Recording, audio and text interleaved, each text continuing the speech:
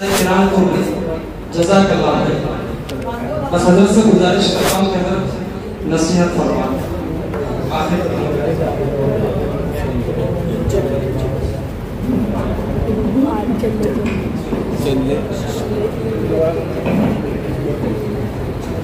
بسم اللہ الرحمن الرحیم. ان الحمد للہ نحمده ونستعینه ونستغفره ونؤمن به ونتوکل علیہ ونعوذ باللہ من شرور انفسنا ومن سیئات اعمالنا ونعوذ باللہ من شرور انفسنا ومن سیئات اعمالنا من يهده الله فلا مضل له ومن يضلله فلا هادي له ونشهد أن لا إله إلا الله وحده لا شريك له ونشهد أن سيدنا وسندنا وحبيبنا ومولانا محمدا عبده ورسوله. أما بعد، قال الله تبارك وتعالى في القرآن المجيد والفرقان الحميد: أعوذ بالله من الشيطان الرجيم. بسم الله الرحمن الرحيم. إن هذا القرآن يهدي للتي هي أقوم. قال الله تبارك وتعالى: قل بفضل الله وبرحمته فبذلك فليفرحوا. قال النبي صلى الله عليه وآله وسلم: خيركم من تعلم القرآن وعلمه، أو كما قال عليه الصلاة والسلام. صدق الله العظيم وصدق رسوله النبي الكريم. أما بعد، میری سعادت اور خوش قسمتی ہے کہ سہارنپور کی ایک بہت قدیم اور دیرینہ مسجد، جو مسجد بھی ہے اور مدرسہ بھی ہے اور دعوت و تبلیغ کا مرکز بھی ہے، ہمارے کرم فرما حضرت الحاج حافظ عبدالرشید صاحب، جو بہت بڑے قرآن پاک کے معلم تھے، جنہوں نے کئی بڑے زمانے تک اس مسجد میں امامت کی اور بچیوں کو قرآن پاک سے جوڑا، ان کے عقائد کو مضبوط کیا. اللہ ان کی قبر کو نور سے منور فرمائے. ان کی موجودگی میں بارہ یہاں پر حاضر ہوا. اب ان کے صاحبزادے جو یہاں کے معلم ہیں، امام ہیں، ہمارے محترم حافظ قاری عبدالمنان صاحب، اللہ تعالیٰ علم و عمل اور فضل و کمال میں برکتیں پیدا فرمائے. آپ حضرات کے تعاون اور ان کی محنت سے 3 بچے قرآن پاک کے حافظ ہوئے اور کچھ بچوں نے قرآن پاک ناظرہ مکمل کیا. اس ایسی عظیم نورانی مجلس میں مجھے اپنے محترم اور قرآن و سنت کے بہت مخلص دائی جناب حضرت قاری محمد مہتاب صاحب دعوت برکاتہ ملالیہ، جن کے کام سے، جن کے نام سے، جن کی شخصیت سے آپ واقف ہیں، ان کی دعوت پر یہاں حاضری کا موقع ملا. اپنے ساتھیوں کی تلاوتیں سنی، نعتیں سنی اور قاری مہتاب صاحب کے بیان کا کچھ حصہ سنا اور بچوں کی کچھ مفید باتیں سنی. دل کو بہت روشنی ملی، طاقت ملی، قوت ملی، حوصلہ ملا. اس موقع پر مجھے آپ کی خدمت میں چند باتیں پیش کرنی. اللہ تعالیٰ سے دعا ہے کہ اللہ صحیح کہنے سننے کے ساتھ عمل کی دولت سے مالا مال فرمائے. ہر مسلمان کے، جو تاجر ہو، مسلمان مزدور ہو، کاشتکار ہو، دستکار ہو، پڑھا لکھا ہو، ان پڑھ ہو، اس پر قرآن پاک کے چند حقوق عائد ہیں اور وہ حق ہر آدمی کو کرنے چاہیے، ان پر توجہ دینی چاہیے. آج کا مسئلہ یہ ہو گیا کہ ہم پر جس کا جو حق ہے ہم اس کو ادا نہیں کرتے اور اپنے حق کے لیے مارے پھرتے۔ حالانکہ فتن کی حدیثوں میں ہے، فرمایا نبی پاک صلی اللہ علیہ وسلم نے کہ آخری زمانوں میں تم لوگوں کے حقوق کو ادا کرو جو تم پر بیٹھتے ہیں، ان کو ادا کرو، اور تمہارے حقوق جو لوگوں پر ہیں ان کو سوال اللہ تعالیٰ سے کرے۔ مگر آج مسئلہ الٹا ہو گیا، آدمی اپنا حق ادا نہیں کرتا اور دوسرے سے اپنے حق کا مطالبہ بہت شدت کے ساتھ کرتا ہے۔ ماں باپ کا حق ہے کہ بچے کو اعلیٰ درجے کی تعلیم دے، ان کی تربیت اچھی کرے، ان کا اسلامی نام رکھے، اچھی بچوں سے ان کے رشتے کرے۔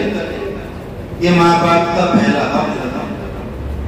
ماں باپ اس حق کو ادا نہیں کرتے ہیں اور بچوں سے اپنے حقوق کا مطالبہ کرتے ہیں۔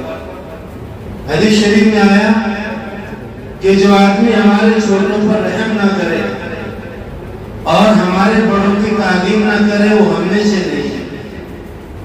جو ہمارے بڑے لوگوں کا طبقہ ہے وہ چھوٹوں کے ساتھ شفقت کا معاملہ نہیں کرتا، ان کے ساتھ بدتمیزی سے پیش آتے ہیں، ان کو گالیاں دیتے ہیں، مارتے ہیں، غلط باتیں ان کو سکھاتے ہیں اور پھر ان سے اس بات کی توقع کرتے ہیں کہ ان کی تعلیم کرے مشکل۔ اس لیے آپ توجہ کے ساتھ سنو کہ ہر مسلمان پر قرآن پاک کے کچھ حقوق عائد ہوتے ہیں، آپ اور ہم ان کو کرنے کی کوشش کریں۔ اگر کوتاہی ہوتی ہے تو اللہ تعالیٰ سے اس کوتاہی کا سوال کریں معافی کا۔ غفلت ہے تو غفلت کو چستی میں بدلنے کی اللہ تعالیٰ سے درخواست کریں۔ سب سے پہلا قرآن پاک کا یہ ہے کہ ہر آدمی مسلمان کے دل میں قرآن پاک کی محبت ہو۔ ہم دنیا کی بہت سی چیزوں سے محبت کرتے ہیں، کھانوں سے محبت کرتے ہیں، یہ علاقہ بہت مغلوں کا ہے۔ مسلمانوں کو اسکول قائم کرنے چاہیے تھے مگر ہم لوگ قائم نہیں کر سکتے، جبکہ ہم وہ امت ہیں کہ ہمارے پاس جو سب سے پہلے وہی آئی اللہ تعالیٰ نے ہمارے پیغمبر کے پاس 600 سال کے بعد تقریباً آسمان سے جو وہی آئی اور آسمان کا زمین سے رشتہ اور رابطہ قائم ہوا، وہ اس چیز کی بھی اقرأ بسم ربک الذی خلق کہ پڑھو اپنے رب کے نام سے جس نے قلم کے ذریعے لوگوں کو سکھایا۔ اور پیغمبر علیہ السلام نے علم کی بڑی اہمیت بیان فرمائی، قرآن پاک اس سے بھرا ہوا ہے، مگر آج امت علم سے بہت دور جا چکی ہے۔ آج اس کی زندگی میں موبائل آ گیا، شادیوں کے رسم و رواج آ گئے، منڈے آ گئے، براتیں آ گئی، جوڑے آ گئے، کھانوں کا بوتھوں کا تصور آ گیا، مقدمات آ گئے اور تعلیم سے امت بہت دور جا چکی ہے۔ ہمیں قائم کرنے چاہیے تھے، اس پر کوشش کرنی چاہیے تھی، مگر ہم اس چیز کو نہیں کر سکے۔ آج ہمارے دلوں میں جو قرآن پاک کی محبت ہونی چاہیے تھی وہ نہیں رہی ہے۔ محبت کا مطلب صرف یہ نہیں کہنا ہوتا، ایک محبت زبانی ہوتی ہے، ایک محبت نانی ہوتی ہے، ایک محبت جانی ہوتی ہے۔ زبانی محبت تو ہم کرتے ہیں، ہمیں قرآن پاک محبوب ہے، مگر آدمی جس سے محبت کرتا ہے اس کی باتوں کو مانتا ہے، اس کی اطاعت و فرمان برداری کرتا ہے۔ آپ غور کر لو، دیکھ لو، میں دیکھ لوں کہ ہم میں کون آدمی ہے جو قرآن پاک کی محبت کے دعوے کے ساتھ اس کی باتوں کو بھی مانتا ہے۔ آپ اس کی مثال ایسے سمجھو کہ آج کل لوگوں میں، لڑکوں میں لڑکیوں سے محبت کا رجحان بڑھا اور مسلمانوں میں یہاں تک پہنچا کہ ہماری بچیاں غیر پردے سے تعلق رکھتی ہیں، محبت میں اپنے گھر کو چھوڑ دیتی ہیں، باپ کو چھوڑا، ماں کو چھوڑا، یہاں تک کہ اسلام کو چھوڑ دیتی ہیں، وہاں پر چلی جاتی ہیں جس سے ان کی محبت ہے، ان کی باتوں کو مانتی ہیں، جو کچھ وہ کہتے ہیں اس کو کرتی ہیں۔ یہ محبت کا حال ہے، اور ہم قرآن پاک سے محبت کا دعویٰ کرتے ہیں مگر ہم اس قرآن پاک کی باتوں کو نہیں مانتے۔ تو سب سے پہلی بات یہ ہے ہم اپنے دلوں میں قرآن پاک کی محبت پیدا کریں۔ یہ پروگرام آپ نے منعقد کیا، آپ بھی دعا بھی مانگے اور یہ جذبات لے کر جائیں کہ انشاءاللہ ہم قرآن پاک سے محبت کریں گے۔ حضرت انس رضی اللہ تعالیٰ ایک بہت اونچے درجے کے صحابی ہیں، انہیں بیان کیا دیہاتی صحابی خدمت بابرکت حضرت نبی پاک صلی اللہ علیہ وسلم میں حاضر ہوئے اور ان کے اللہ کے رسول قیامت کب آئے گی؟ پیارے آقا نے پوچھا تم نے قیامت کی کیا تیاری کی ہے؟ کہنے لگے میرے پاس قیامت کی بہت تیاری نہیں ہے، نہ میرے پاس روزے ہیں، نہ نماز ہے اور نہ زکات و صدقات ہے، البتہ ایک بات ہے کہ میں محبت کرتا ہوں اللہ تعالیٰ سے اور ان کے رسول صلی اللہ علیہ وسلم سے۔ تو فرمان پیارے آقا نے المرء مع من احب اور انت من احببت، آدمی جس سے محبت کرتا ہے اس کے ساتھ ہوتا ہے اور تم جس سے محبت کرتے ہو اس کے ساتھ ہوتا ہے۔ اگر قرآن پاک کی محبت ہمیں مل گئی، آپ نے بھی قاری ماں صاحب کو انعام دیا، ہمارے دوست قاری عثمان صاحب کو آپ نے انعامات جن کو حوصلہ افزائی کی، آپ نے قاری قمر زمان صاحب کو حوصلہ افزائی کی۔ اگر ہمارے دلوں میں قرآن پاک کی محبت آ گئی تو ہم لوگ قیامت میں لوگوں کے ساتھ ہوں گے، بڑے علماء کے ساتھ ہوں گے، ان لوگوں کے ساتھ ہوں گے کہ جنہوں نے قرآن پاک کی خدمت میں اپنی زندگیاں گزاری۔ اس لیے قرآن پاک کی محبت یہاں سے لے کر جائے۔ اگر قرآن پاک کی محبت ہمارے پاس رہی تو ہمارے پاس کچھ ہے۔ دوسرا قرآن پاک کا حق ہے ہم قرآن پاک کا ادب کریں، ادب سے بڑے مسئلے حل ہوتے ہیں۔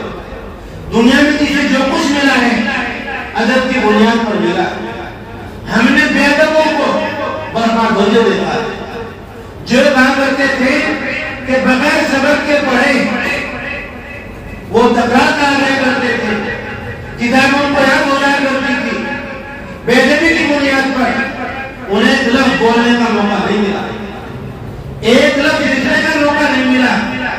پیغمبر علیہ السلام دنیا میں تشریف لائے، ادب کی تعلیم کے لیے آئے، کہ میں جب سکھانے کے لیے آیا ہوں تو قرآن پاک کا ایک حق ہم لوگوں پر ہے، ہم اس کا ادب کریں۔ ادب کا مطلب یہ ہے قرآن پاک کو اسی جگہ پر رکھیں، اس کو اچھے لباس دیں، اچھے کپڑے قرآن پاک کو دیں، اس کا نام ہے قرآن پاک، کلام مجید، کلام اللہ شریف، اس کا نام لیں، اس کی بے ادبی نہ کریں۔ قرآن کتاب کلام اللہ نہیں، ابھی کتنا بڑا تعارف کرایا ہمارے ناظرین محترم نے، جو ہمارے دوست بھائی اشتاق صاحب کے ساتھ آنے میں مجھے شرم آئی، مگر آدمی تعارف کراتا ہے اپنے علماء کا۔ قرآن پاک کی بنیاد پر کوئی آدمی کسی قابل بنتا ہے، اگر کسی کے پاس قرآن پاک نہیں وہ کچھ بھی نہیں ہے، وہ مٹی ہے، وہ پتھر ہے۔ قرآن پاک انسان کو وقار عطا کرتا ہے، جسے دنیا میں جو کچھ ملا ہے قرآن پاک کی بدولت ملا ہے، تو اس قرآن پاک کا نام بے ادب احترام کے ساتھ ملا، قرآن پاک، کلام پاک۔ ہم گھروں میں دیکھتے ہیں موبائلوں کے لیے ان کے کور ہیں، ان کو بار بار دیکھا جاتا ہے، اور یہاں پر رکھی ہے کنگھی، تیل کی شیشی، میک اپ کا سامان، اور استغفراللہ وہ قرآن کا رکھا ہوا۔ خیال نہیں آتا کتنا اونچا کلام ہے، کتنا بابرکت کلام ہے، قرآن پاک رکھا ہے، اسی طرح ہم پاؤں کر لیتے۔ مدینہ منورہ میں ایک بہت بڑے عالم کا انتقال ہوا، دفن کر دیا گیا ان کو، 6 مہینے کے بعد ان کی قبر کو کھولا گیا، لاش یوں تھی، کفن بھی میلا نہیں ہوا تھا، پھر ایسی دفن کر دیا گیا، مٹی ڈال دی گئی، پھر 6 مہینے کے بعد ان کی قبر کو کھولا، ایسی ان کی لاش بھی یوں تھی، پھر 1.5 سال کے بعد کھولا تو کفن میلا نہیں ہوا تھا۔ ان کے بیٹے نے پوچھا تمہارے ابا کیا کام کرتے تھے؟ بہت بڑے عالم تھے، ان کا خاص عمل کیا تھا؟ ایسا تو کوئی عمل تھا نہیں، پھر بھی بتائیے کہ میرے ابا نے ایک عمل تھا کہ کیا کہ کسی حاکم نے قرآن پاک کی طرف کبھی پاؤں نہیں پھیلاتے، چاہے وہ حاکم قرآن ان کا شاگرد ہی کرنا۔ مبارک ہو اسی عمل کی برکت سے اللہ تبارک و تعالیٰ نے قبر کی مٹی پر آپ کے والد صاحب کی میت کو، ان کے کفن کو خراب کرنا حرام کر دیا۔ یہ قرآن پاک کا ادب ہے۔ آج لوگوں کا حال کیا ہو گیا؟ ایمانوں کو ڈانٹتے ہیں، ایمانوں سے ڈرتے ہیں، ایمانوں سے ٹکراتے ہیں، ایمانوں کو منہ میں نکالتے ہیں، ایمانوں کے ہاتھ بدنامی کرتے ہیں، ان کی توہین کرتے ہیں، بچوں کی توہین کرتے ہیں، قرآن پاک پڑھانے والوں کی توہین کرتے ہیں، جو قرآن پاک کی سفیر ہیں، چندے کے لیے آپ کے گھروں میں آئے، آپ کی مسجد میں آئے، بہار سے، کلکتہ سے، دوسرے علاقوں سے، ہم ان کی توہین کرتے ہیں۔ اس لیے امت قرآن پاک سے دور ہوتی ہے، وہ دور جا چکی امت قرآن پاک سے، اور اس دوری کا نتیجہ ہوا کہ امت تباہی کے دہانے پر پہنچی۔ ارے ہمیں تو تھے کہ لوگ ہمارے قبروں کو چومتے تھے، ہمیں سلام کرتے تھے، ہماری مجلسوں میں بیٹھتے تھے، اور وہ قرآن پاک کو پڑھنے والے تھے، وہ قرآن پاک سے محبت کرنے والے تھے۔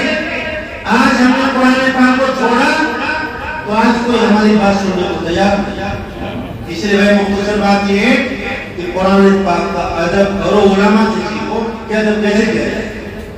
اور تیسرے نمبر کی بات یہ بھائی، تمام کے تمام لوگ جو یہاں پر آئے ہیں، آپ نے اتنا بڑا پروگرام کیا ہے، یہ علماء جو یہاں تشریف رکھتے ہیں، انہیں صبح میں پڑھانا ہے، یہ آپ کی قرآن پاک کی محبت میں یہاں پر بیٹھے ہیں۔ تیسری بات یہ ہے، تمام کے تمام مسلمان قرآن پاک کو 1 گھنٹہ، 1.5 گھنٹہ، آدھ گھنٹہ اس کی زیارت کریں، اس کا دیدار کریں۔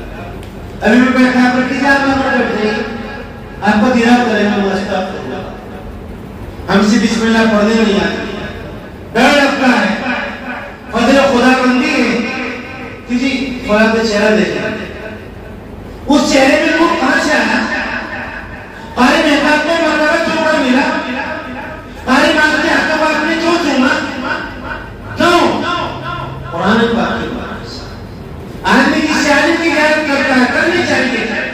عالم کی زیارت کرنا پیارے آقا کی زیارت کرنے جیسی ہے، اور جس کی برکت سے کسی کو چیز ملتی ہے قرآن پاک آپ کے گھروں میں، آپ اس قرآن پاک کو کھول کر بیٹھات ہو، اس کی زیارت کرو، بسم اللہ الرحمن الرحیم، بسم اللہ، اس کو دیکھو۔ دنیا میں سے چیزیں ہیں جن کا دیکھنا ثواب ہے، ان میں قرآن پاک بھی ہے، پڑھ دو تو بات کی بات۔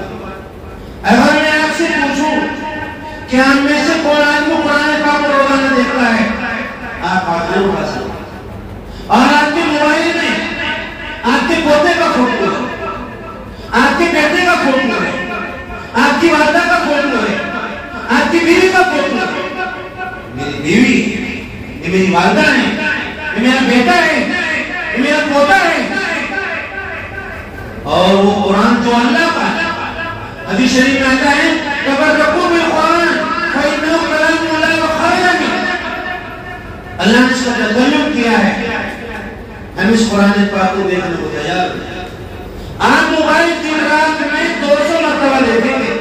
ایک بچے میرے پاس ہے، نوجوان ہے، صبح 8 بجے خیرات کرنا، بہت ٹینشن میں ہوں، دماغ میں بالکل سکون نہیں، پریشانی ہے، میری زبان سے نکل گیا، میں پڑھ رہا تھا، میں کچھ گناہ کر رکھا تھا یار، میں نے کہا گناہ آدمی کو پریشان کرتا، جو گناہ ہے وہ آدمی کو پریشان کرتا، چپ رہا۔ پھر میں نے کہا میرے بات میں بھولے، میں نے کہا تو موبائل دیکھنا چھوڑ دو، رات عشاء کی نماز پڑھو، کھانا کھا کے سو جاؤ، موبائل سوئچ آف کر دو، صبح میں آنکھ کھولے 2 بجے کے بعد 3 بجے 3:30 میں جاؤ تہجد پڑھو قرآن پاک کھولو نماز فجر پڑھو صبح میرے پاس آنا وہ خاموش ہو آج ہمارے بچے موبائل میں طرف بیٹی کا الگ موبائل بیٹے کا الگ بہو کا الگ اور لڑکے گندی تصویریں دیکھتے لڑکیوں کی اور لڑکیاں لڑکوں کی گندی تصویریں دیکھتے ہیں آج موبائل آپ اپنی ماں سے دن رات میں 50 مرتبہ بات کرتے ہیں آپ اپنی بیوی سے کم 100 مرتبہ بات کرتے ہیں آپ دن رات میں 5-6 مرتبہ چائے پیتے ہیں 10 مرتبہ پانی پیتے ہیں اور قرآن پاک آپ مرتبہ بنا دیتے ہیں یہاں کے خراب اس لیے آخری بات یہ بات ہے اس سلسلے کی کہ قرآن پاک کی زیارت پر میرے بچوں کو صبح اٹھو قرآن پاک کھول کر بیٹھو دیکھو قرآن پاک کھول کر بیٹھو گے کہ آپ کے پوتے عالم بنیں گے حافظ قرآن بنیں گے مفتی بنیں گے شیخ و حدیث بنیں گے اور بھائی چوتھے نمبر کی بات یہ ہے کہ زیارت کے ساتھ ساتھ قرآن پاک کو سیکھ میں نے بھی پڑھی خیرکم من تعلم القرآن وعلم تم میں سب سے بہتر آدمی وہ ہے جو قرآن پاک سیکھے قرآن پاک سکھائے سننے کا آدمی سوچ سکتا ہے حاکم اللہ بات کرے کہ قرآن پاک سیکھنا سب سے اچھی بات ہے یہ بات فرمائی نبی پاک صلی اللہ علیہ وسلم نے اور آپ کو اللہ تعالیٰ تمام علم دے دیے گئے جو آ چکے تھے جو دنیا میں آنے والے تھے سب علوم آپ کو ڈالے گئے پھر آپ فرماتے سب سے اچھا جو ہے جو قرآن پاک سیکھے سکھائے ڈاکٹروں کی اہمیت اپنی جگہ پر ہے انجینئر اپنی جگہ پر ہے حکومت اپنی جگہ پر ہے سائنسدان اپنی جگہ پر ہے سب کا بہت بڑا مرتبہ ہے مگر سب سے اچھا آدمی جو قرآن پاک سیکھا اس لیے قرآن پاک سیکھ لو یہ مسجد آپ کی بڑی جو یہاں تاجر لوگ ہیں بڑے لوگ ہیں آج مولانا کے پاس ہے پاس صاحب کے اور قرآن پاک سیکھو بسم اللہ الرحمن الرحیم سیکھو 3 دن میں الحمدللہ الحمدللہ الحمدللہ ربی ربی ربی العالمین سیکھو حدیث شریف میں آتا ہے جس سینے میں دل میں قرآن پاک نے سینے میں وہ ایسا ہے جیسے ویران گھر ویران کو جانتا ہے کسے کہتے ہیں ویران گھر ویران گھر میں سنڈاس ہوتا ہے شبدلی ہوتی ہے سانپ ہوتے ہیں بچھو ہوتی ہے بچھو ہوتے ہیں مگنی کے جالے ہوتے ہیں قرآن پاک سیکھ آپ کی عمر 50-60 سال پر اگر آپ نے قرآن پاک سیکھنا شروع کر دیا حدیث شریف میں آتا ہے سیکھتے سیکھتے آپ کا انتقال ہو گیا ابھی آپ نے صرف ایک آیت سیکھی تھی اور انتقال ہو گیا تو میدان محشر میں جہاں وفات ہوں گے بچے کھڑے ہوئے جن کو دستار دی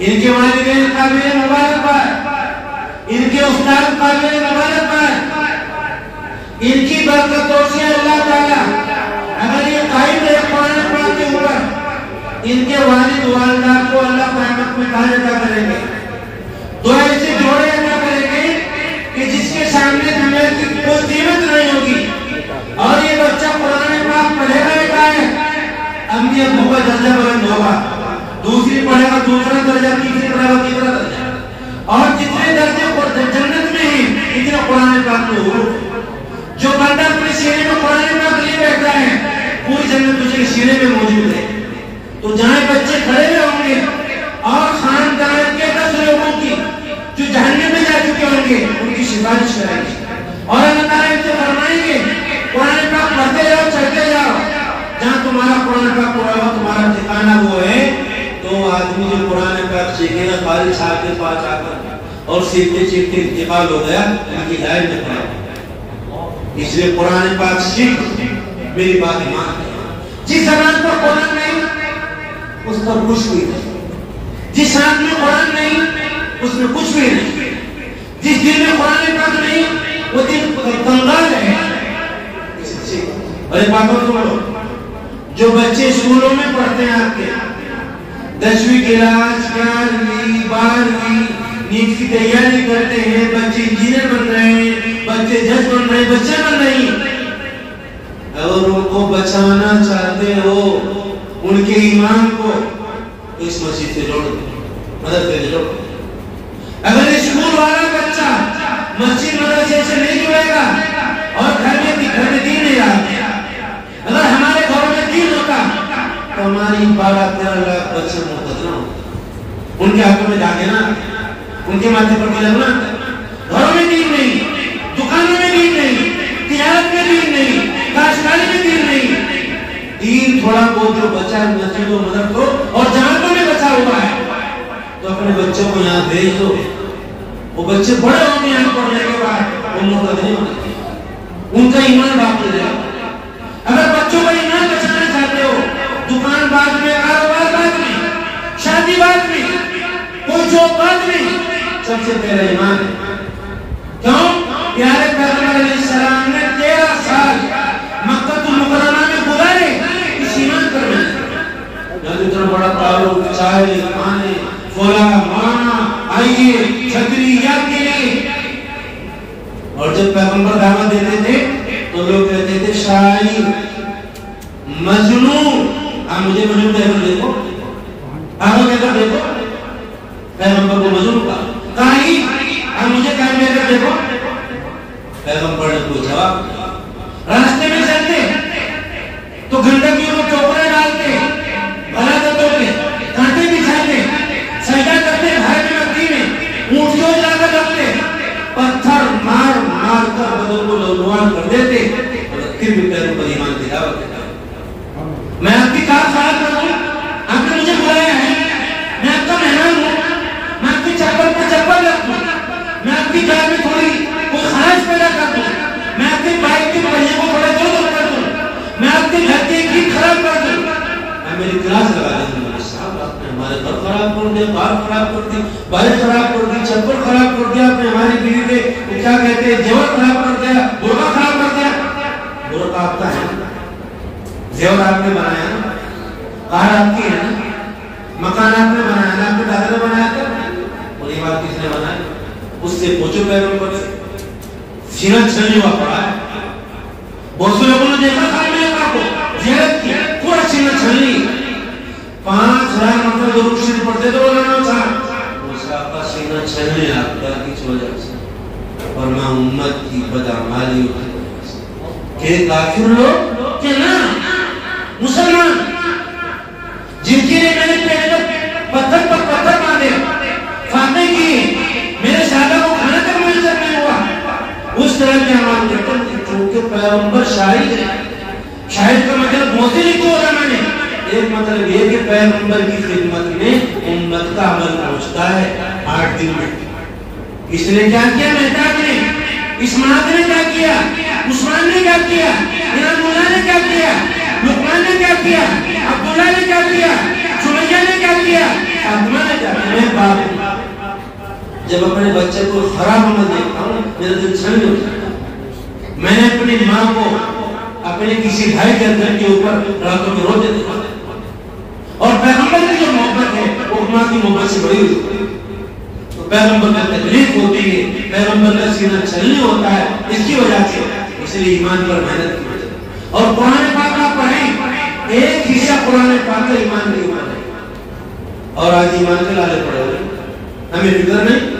اس لیے اگر ایمان بچانا چاہتے ہو بچوں کا تو اس مسجد سے جوڑ دو اپنے بچوں کو، شرماؤ نہیں، وہ بچے بڑے ہوتے کہیں بھی جائیں گے، ان کا ایمان محفوظ ہے، اور اگر یہاں سے نہ جڑے تو بچوں کا ایمان خراب۔ اس لیے اپنے بچوں کو بھی قرآن پاک سکھاؤ۔ اور 5ویں نمبر کی بات یہ ہے، قرآن پاک کی تلاوت نہیں کرو، بات پوری ہوتے وقت بہت ہوتا ہے۔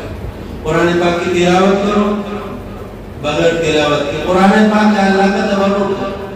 ابھی یہاں پر ہمارے حضرت مولانا مفتی محمد صالح صاحب ایک گھونٹ پانی کا پیے اور گلاس رکھتے، کہا کچھ بولے یار مفتی صالح کا تبرک۔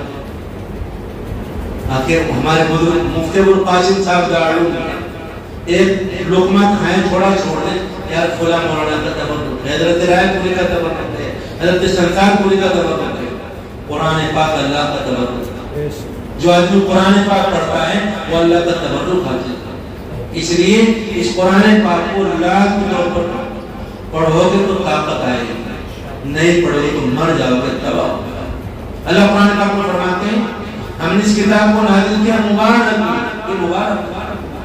یہ مبارک کی کتاب، وہذا کتاب انزلنا مبارک، پڑھو لعلکم ترحمون، تم پر رحم کیا جائے گا اگر تم اس کو پڑھو۔ ارے قرآن ہم نہیں پڑھتے، نماز ہم نہیں پڑھتے، درود شریف ہم نہیں پڑھتے، ہم پر کون رحم کرے؟ وہ بھی ہمارے آباء و اجداد تھے کہ جن سے آسمان جن کی باتوں کو مانتا ہے، زمین مانتی تھی جن کی باتوں کو، دریا مانتے تھے، پہاڑ مانتے تھے، جنگلی جانور مانتے تھے، ان کے پاس قرآن پاک۔ آج ہم نے سوچا اچھے کپڑے پہن لیے، طلب نہ ہم کار میں بیٹھ لیے، ہم نے سوٹ پر نکلوائی ہوگا، کچھ ہونے والا نہیں۔ اندر کی معنی جب بدلے گی، اندر کی جب تبدیلی آئے گی تو اختلاف آئے گا۔ اس لیے قرآن پاک کی تلاوت لازمی طور پر اپنے بچوں سے کرو۔ صبح میں سورہ یاسین شریف لا دی، مغرب بعد سورہ واقعہ لا دی، سوتے وقت میں سورہ ملک الاسلام سجدہ لا دی، اور جمعے کے دن میں سورہ کہف کم سے کم ایک بار پڑھنے کا مزاج۔ حدیث شریف میں آتا ہے 40 دن میں زیادہ سے زیادہ قرآن پاک پورا پڑھنا چاہیے۔ ایسے بہت سے لوگ گزرے ایک دن میں قرآن پاک پڑھتے ہیں، کچھ نے ایک دن میں آج قرآن پاک نہیں پڑھے، 3 دن والے بہت، 7 دن والے بہت، 10 دن والے بہت، مگر ہم جیسے لوگوں کے لیے 40 دن میں قرآن پاک پورا پڑھ لو۔ آپ میں کون آدمی ہے عید کے بعد سے ہم لوگ اس نے 2 قرآن پاک پڑھے؟